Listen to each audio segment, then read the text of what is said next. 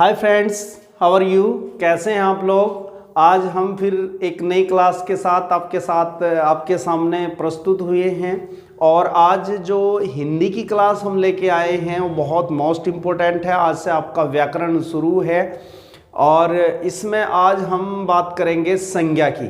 देखिए, संज्ञा और सर्वनाम, उसके बाद क्रिया, विशेषण, ये सारे आप लोगों के टॉपिक होते चले जाएंगे, जिसका यूपी टैट, सुपर टैट और यूपी पुलिस और यूपी लेखपाल है वो इस वीडियो को कंठस्थ कर ले और अपने नोट्स बना ले। तो मैं शुरुआत करता हूँ। देखें आप लोग, देखिए हिंदी में हम आज बात करेंगे संज्ञा की। किसकी बात करेंगे? संज्ञा की बात करेंगे। अब संज्ञा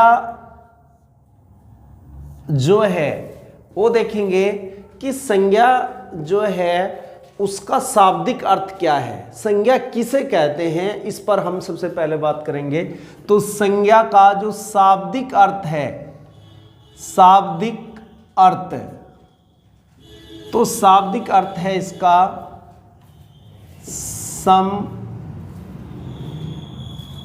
सम्यक, सम प्लस अज्ञ, अर्थात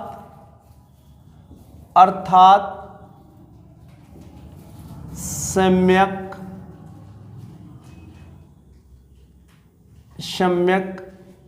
ज्ञान, सम्यक ज्ञान।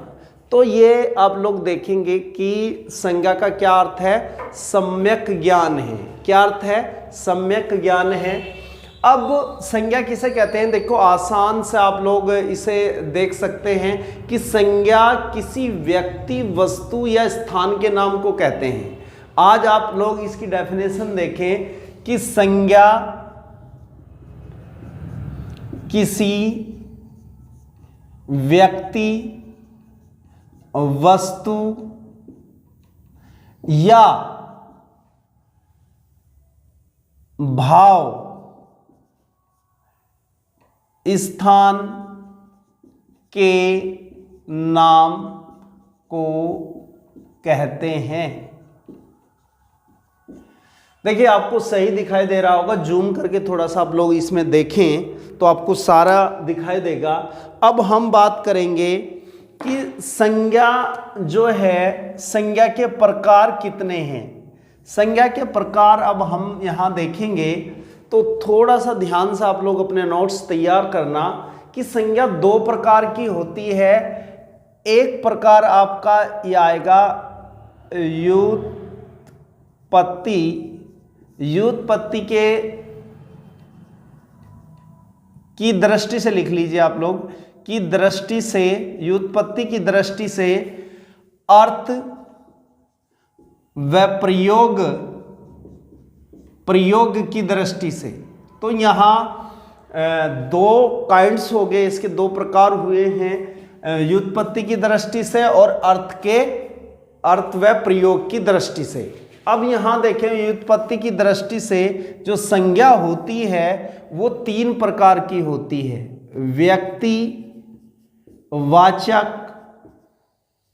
व्यक्तिवाचक, जातिवाचक और भाववाचक। अर्थ व प्रयोग के आधार पर संज्ञा दो प्रकार की होती है: समूहवाचक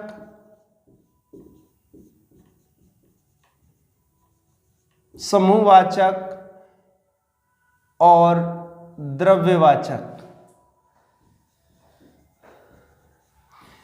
यहां आप लोग देखें, अब बहुत आसानी से आप लोगों को यह समझ आ जाएगा कि संज्ञा का शाब्दिक अर्थ क्या है। सम प्लस अज्ञ अर्थात सम्यक ज्ञान। और संज्ञा की डेफिनेशन देखें, संज्ञा किसी व्यक्ति, वस्तु या भाव, स्थान के नाम को कहते हैं। तो ये आप लोगों ने ध्यान रखना है। अब व्युत्पत्ति की दृष्टि से संज्ञा कितने प्रकार की होती है? तीन प्रकार की होती है। अर्थ व प्रयोग के 2 प्रकार की होती है, और वास्तव में अगर आप लोग देखें कि संज्ञा 5 प्रकार की होती है। अगर आपसे ये पूछे कि संज्ञा कितने प्रकार की होती है और ऑप्शन में 3 है, तो आप पहले, चूंकि मूल रूप से संज्ञा 3 प्रकार की होती है, ये बात आपने ध्यान रखनी है, ठीक है। जात अब व्यक्तिवाचक को पहचानते हैं। अब इसकी पहचान कैसे होगी? सबसे ज्यादा जरूरी तो पहचान है, क्योंकि वो शब्द दे देगा और उसमें पूछेगा कि बताइए इसमें जो संज्ञा है वो कौन सी है। तो सपोज करो व्यक्ति की डेफिनेशन आप लोग देखें और अपने दिमाग में इसको इस तरह से बिठाएं कि जिस शब्द से किसी के एक होने का बोध हो। ध्यान से सुनिए, जिस शब्द से किसी के एक होने का बोध हो वो व्यक्तिवाचक है।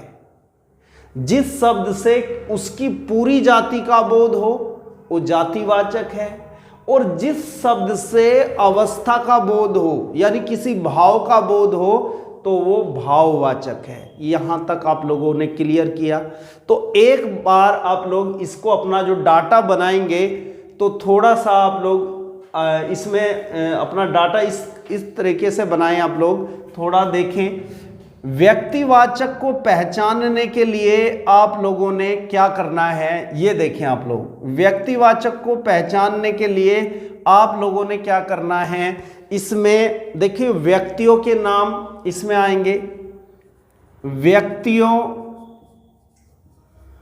के नाम, व्यक्तियों के नाम जैसे कमला है, कमला है, रवि है। तो ये सारे एक्स्ट्रा, कमला, मिमला, ठीक, ये सारे व्यक्तियों के नाम हैं। जितने भी नाम हैं व्यक्तियों के, वो सारे किस में आएंगे? वो आ जाएंगे आपका व्यक्तिवाचक में, ठीक।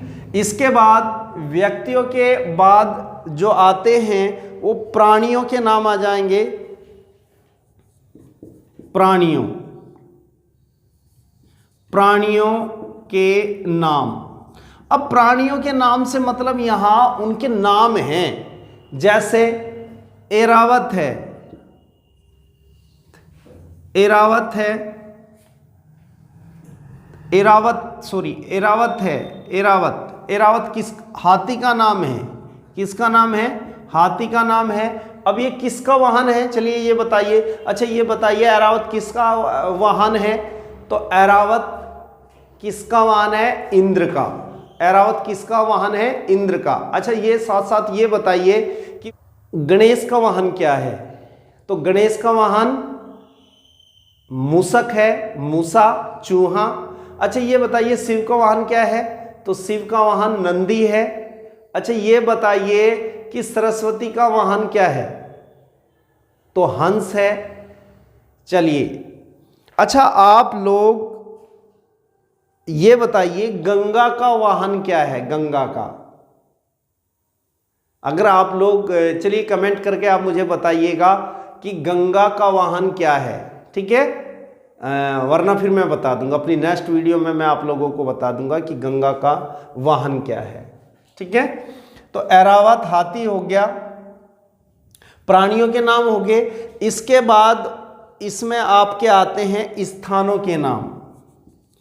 स्थानों के नाम, अब स्थानों के नाम जैसे आगरा है, आगरा, दिल्ली है, मेरठ है। तो ये सारे क्या हैं? ये स्थानों के नाम हैं। इसके बाद इसमें आता है आपका नदियों के नाम। नदियों के नाम, अब नदियों के नाम जैसे गंगा हुआ, यमुना हुआ और यमुना हुआ और सरस्वती हुआ, सरस्वती हुआ। तो ये नदियों के नाम इसमें आ जाएंगे। इसके बाद समाचार पत्रों, समाचार पत्रों के नाम। समाचार पत्रों के नाम अगर हम यहाँ देखें तो जैसा आपका अमर उजाला है, अमर उजाला, दैनिक जागरण, दैनिक जागरण है, हिंदुस्तान है, हिंदुस्तान है। ये सारे किसके हैं? व्यक्तिवाचक के हैं। इसके बाद हम बात करते हैं जातिवाचक की।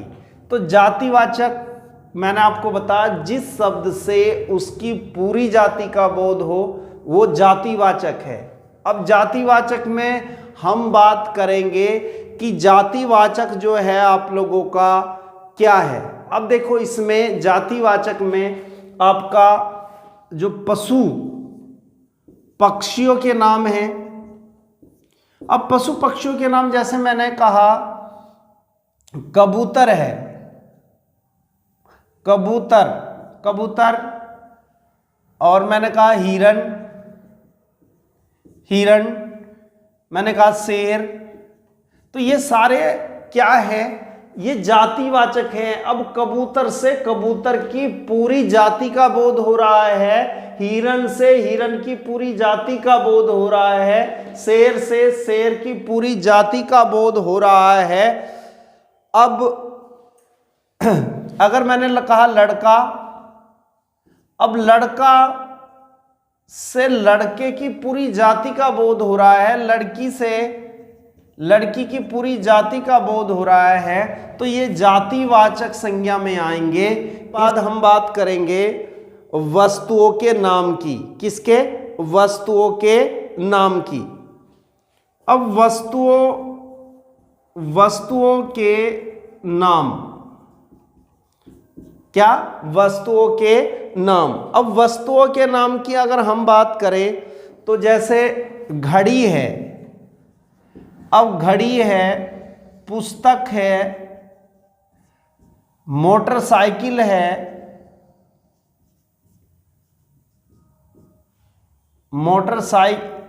साइकिल है, मोटरसाइकिल है। तो ये सारे के सारे जितने भी वस्तुओं के नाम आते हैं वो सारे किस में चले जाएंगे? जातिवाचक संज्ञा में चले जाएंगे। सपोज करो मैंने कमीज कहा तो कमीज जो है वो जातिवाचक है। क्लियर? तो ये वस्तुओं के नाम हैं। इसके बाद आपका आता है प्राकृतिक आपदाओं के नाम। प्राकृतिक आपदाओं, प्राकृतिक आपदाओं के नाम। अब जैसे प्राकृतिक आपदा है, जैसे भूकंप है, भूकंप। अब भूकंप क्या है? भूकंप है तो प्राकृतिक आपदा है। बारिश है, वर्षा, वर्षा क्या है? प्राकृतिक आपदा है। तो ये सारे के सारे जो हैं, बिजली है, ये सारे के सारे जो है क्या हैं? प्राकृतिक आपदाएं हैं। ये किस में जाएंगे? जातिवाचक में जाएंगे। किस में जाएंगे? जातिवाचक में चले जाएंगे। और इसके बाद सामाजिक संबंध,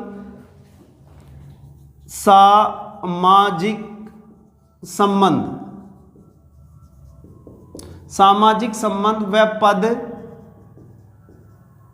पद, ये भी जातिवाचक है। अब जातिवाचक में आप लोगों का आ जाएगा, ये जातिवाचक में आपका आ जाएगा। जैसे देखिए अगर आपसे ये कहा जाए कि माता पिता हैं,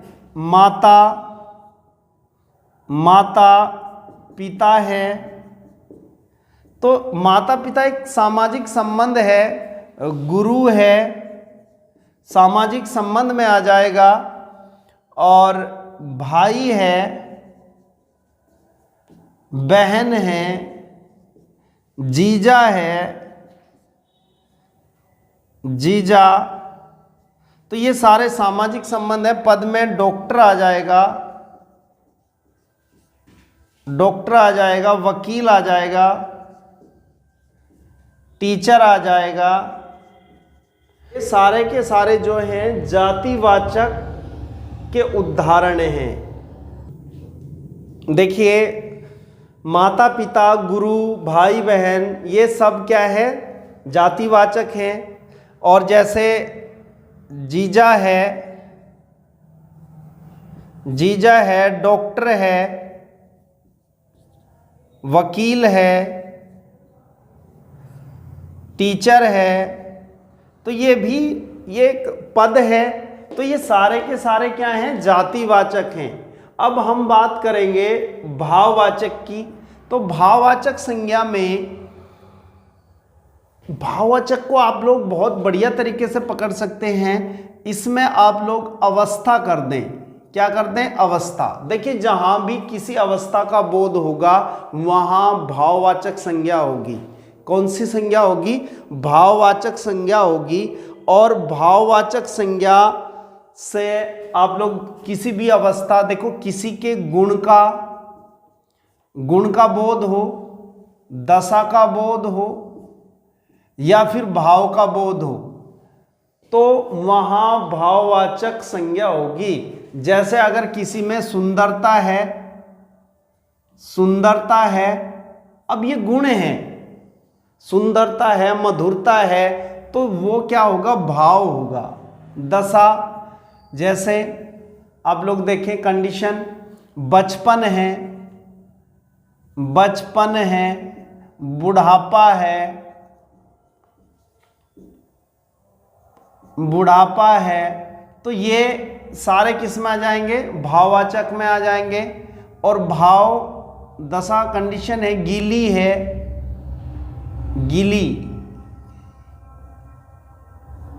है, तो ये भी दशा में आ जाएंगे। अब भाव मतलब जैसे आपकी मित्रता है, शत्रुता है, तो ये सारे भाव हैं। ये क्या है भाई, भाव हैं। तो आप इसे देखेंगे, ये सारे आप लोगों को व्युत्पत्ति की दृष्टि से संज्ञा 3 प्रकार की होती है, व्यक्तिवाचक, जातिवाचक, भाववाचक। अब व्यक्तिवाचक को आप व्यक्तियों के नाम से, प्राणियों के नाम से, स्थानों के नाम से, नदियों के नाम से, समाचार पत्रों के नाम से, और जातिवाचक को आप पशु पक्षियों के नाम से, वस्तुओं के नाम से, और सामाजिक संबंधों व पद के नाम से, और प्राकृतिक आपदाओं के नाम से आप लोग यहाँ देख सकते हैं। भाव को गुण, दशा और भाव से आप देख सकते हैं, सुंदरता, बचपन, बुढ़ापा, गीली और मित्रता और शत्रुता। ठीक है, अब हम देखते हैं अर्थ व प्रयोग के आधार पे। अर्थ व प्रयोग के आधार पे देखिए, जिस शब्द से किसी के पूरे समूह का बोध होता है, जिस शब्द से समूह का बोध होता है, समूहवाचक होता है। और आप इसे देखें, जैसे सभा है, कुंज है, भीड़ है, सेना है, और गट्ठर है। तो ये सारे किसके हैं, समूहवाचक के हैं। अब द्रव्यवाचक को देखें, जिस शब्द से किसी के द्रव्य होने का बोध होता है वो द्रव्यवाचक है। जैसे पानी, सोना, चांदी, लोहा, तांबा, ये सारे क्या हैं, द्रव्यवाचक हैं। देखिए संज्ञा किसे कहते हैं, आप लोगों ने इसे देखा, और ये क्लास आपको कैसी लगी कमेंट करके बताना। और उसके बाद इनके जो क्वेश्चंस हैं मैं आप लोगों को अपलोड कर दूंगा, और या फिर उस पर इनके जो क्वेश्चंस आंसर हैं वो उसकी एक वीडियो अलग से बना दूंगा।